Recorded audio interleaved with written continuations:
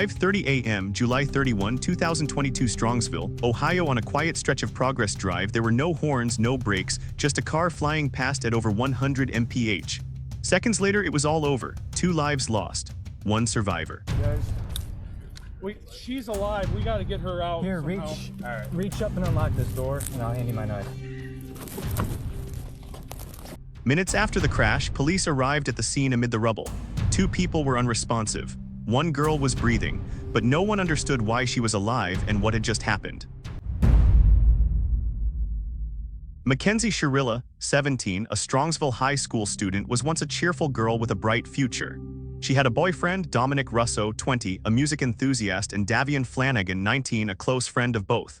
The 3 were familiar faces in the community.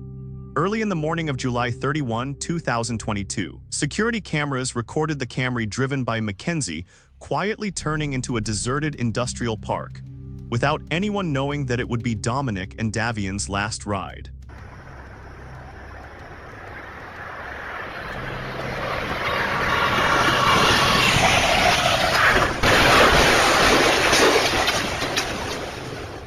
Morning 07/31/2022 surveillance camera recorded the car accelerating, suddenly turning into an empty road. No horn, no words, no sign of panic. Everything passed in silence as if everything was predetermined. Radio, 3 occupants. No one's breathing. Bust that window out. All right.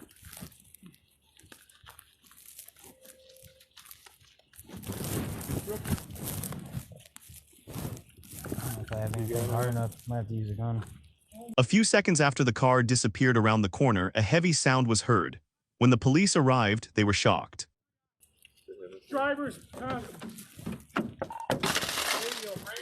driver, breathing, unconscious. She's moving a little bit. She can move her leg.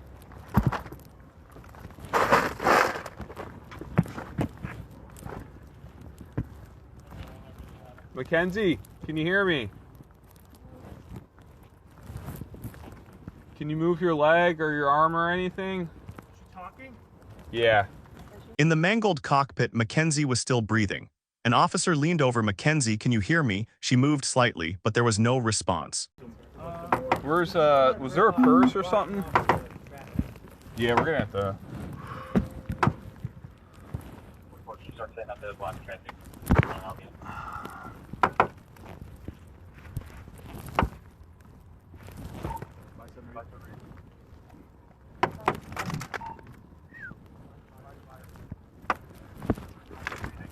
Check that for an ID.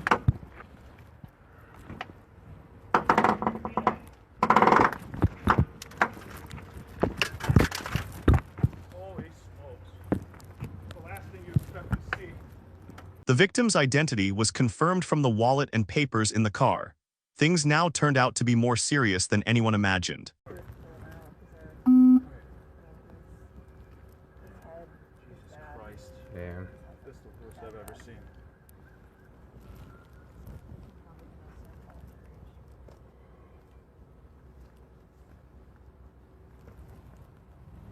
There's nothing we can do right now, guys. None of the officers at the scene could keep their composure. One whispered, "This is the worst I've ever seen." He had probably seen a lot, but never like this. Hey, her head's under the dash, so can't see it right. This guy might come out and see.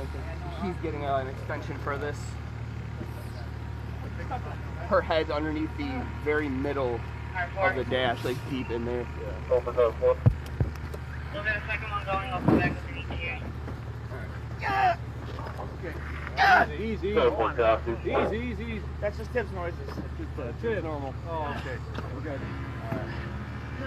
The rescue team carefully worked to remove Mackenzie from the cabin. They found her head was stuck deep under the dashboard.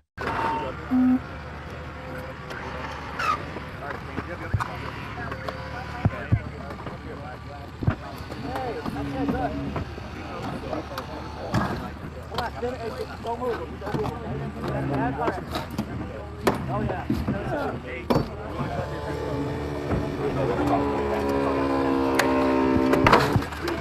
Father, she's talking to me. All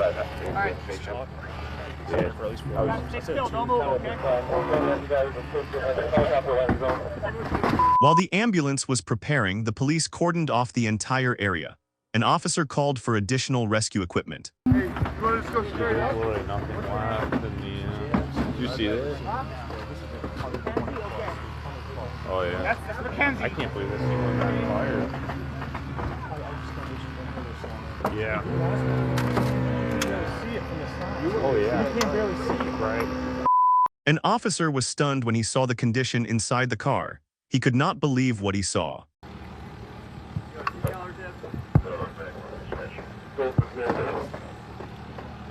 Metro Line Flight would like to know if you want to set up on the second no main on the north end of Alameda Drive as well. Yeah, there might be. I thought. I think.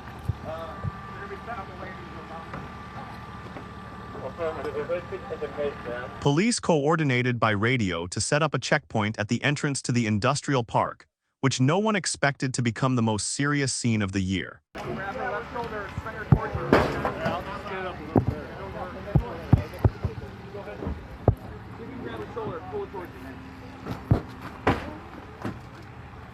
Attention, car 4.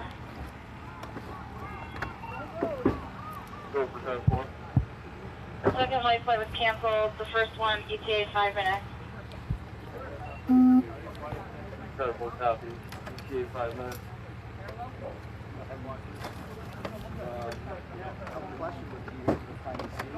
No, tried the power's out.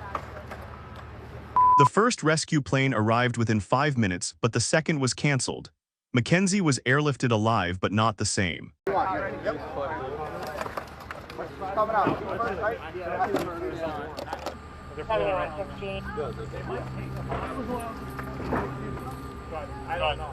After Mackenzie Shirilla was pulled from the wrecked Toyota Camry on the morning of July 31, 2022, authorities quickly launched an investigation, revealing a series of surprising clues. Initially, people vaguely thought that this could just be a case of losing control on the road. But what was revealed from the car's black box data opened up a completely different direction. The car was traveling at high speed with the accelerator pedal fully pressed, with no sign of braking before the collision. In parallel with the technical analysis, Mackenzie's driving history was also checked. At the time of her driving test, she did not declare any health problems, and after the incident, Mackenzie continued to renew her driver's license, once again affirming that there were no signs of medical problems affecting her ability to drive. This made any argument about a medical incident gradually lose weight. At the same time, investigators searched the scene and discovered more interesting details. There were unusual items inside the car, including a digital scale and a small amount of a substance identified as psilocybin. These findings raised questions about Mackenzie's mental state and behavior at the time of the incident. Most notable was the account from a resident who was the first to discover the car that morning, about 45 minutes after the collision. This person called 911 and helped coordinate the rescue team to the scene. Thanks to that, the authorities were able to access the scene in time to search for survivors. Security cameras around the Progress Drive Industrial Park, where the incident occurred, also recorded Mackenzie's car entering the area early, a route that was virtually empty at the time. The pieces of the investigative puzzle from technical data sources, physical evidence, and witness statements gradually connected into a clearer picture. And when he stood before the court, the judge commented, "This was not simply a careless act, it was a series of deliberate actions." That statement not only closed the investigation phase, but also opened a new chapter in Mackenzie Shirilla's tumultuous legal journey, where justice began to speak for the two victims. Step out for me. I'm Detective Jesus. I'm the one who's been investigating the crash. You're under arrest for aggravated murder ×2, okay? Nobody's gonna ask you any questions. Nobody's gonna bother you. Can I have your key, please? Could you please be careful taking this one off so it doesn't break the bracelet, please? You got it. You got it. No. Thank you. You got it. Early morning 31/07/2022, immediately after being rescued, she was handcuffed and led into the car. In the midst of her panic, Mackenzie softly said, "Can you please be careful so it doesn't break the bracelet?" A request that was at odds with the serious circumstances surrounding her.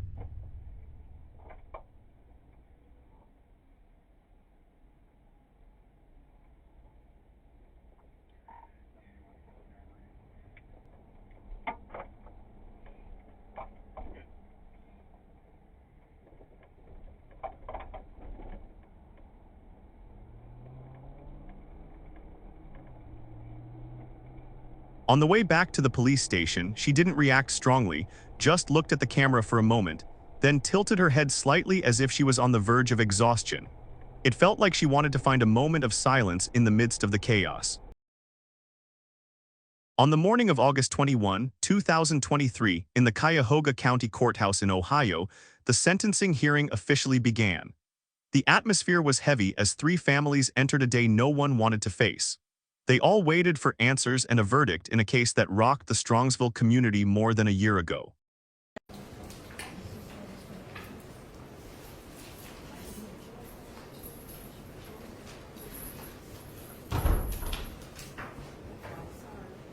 Is everybody ready? So let's go over just some general rules before we get started. All phones are to be turned off.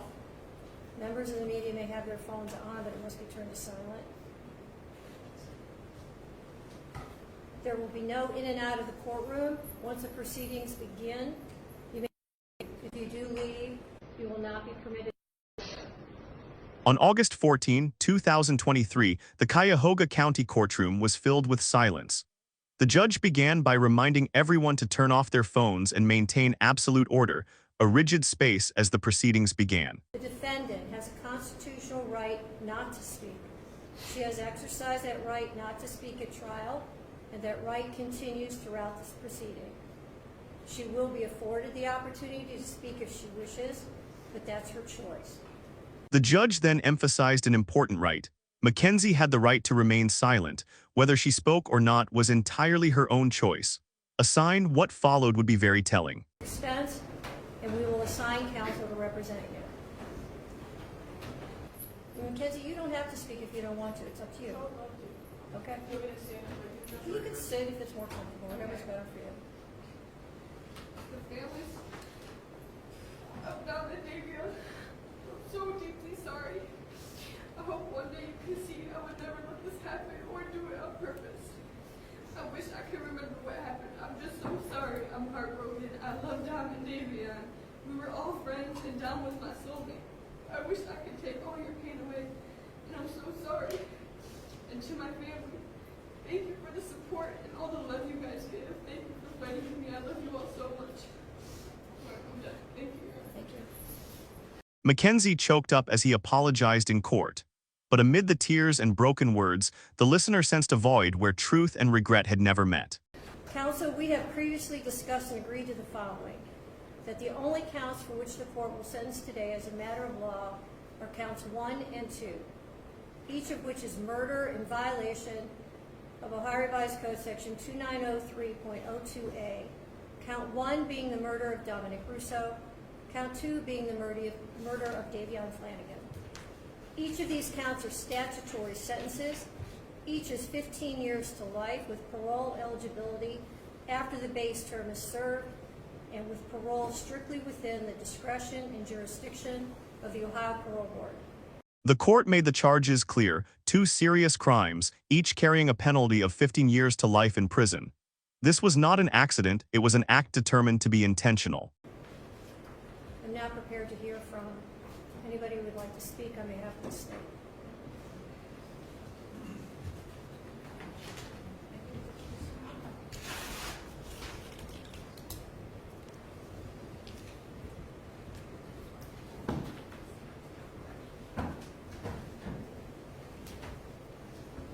Good morning. Could you start with your name and speak up and speak slowly? Yes. Your Honor, my name is Jamie Flanagan. I am the mother of the victim, Davion Flanagan.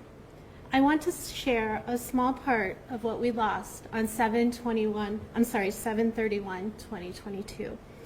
My son, Davion, is and always will be so much more than cargo. He was precious. He was an amazing soul with a heart of gold. Jamie Flanagan, Davion's mother, tells the story of her son who once lived for others, a beautiful soul now only present in memories, leaving an unfillable void in the family.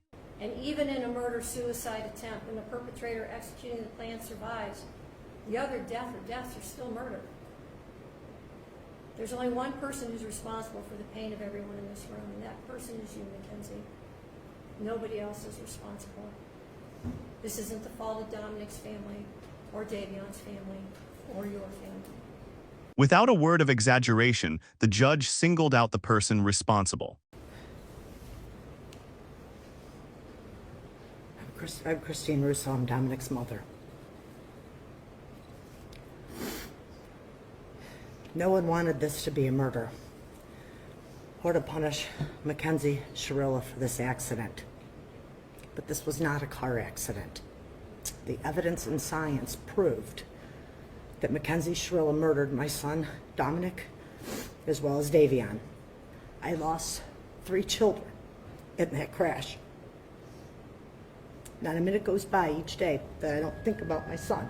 Christine Russo, Dominic's mother, not only lost her son, but also lost a part of her soul. Since the accident, every day that passes for her is an unbridgeable void. What this case shows is that a rash decision made in a few seconds can have irreversible consequences. You can be with someone for years without knowing what they are hiding. The truth always comes late, but the consequences come immediately. No one can predict tomorrow, but everyone can choose today to be kind, honest, and take responsibility for their actions.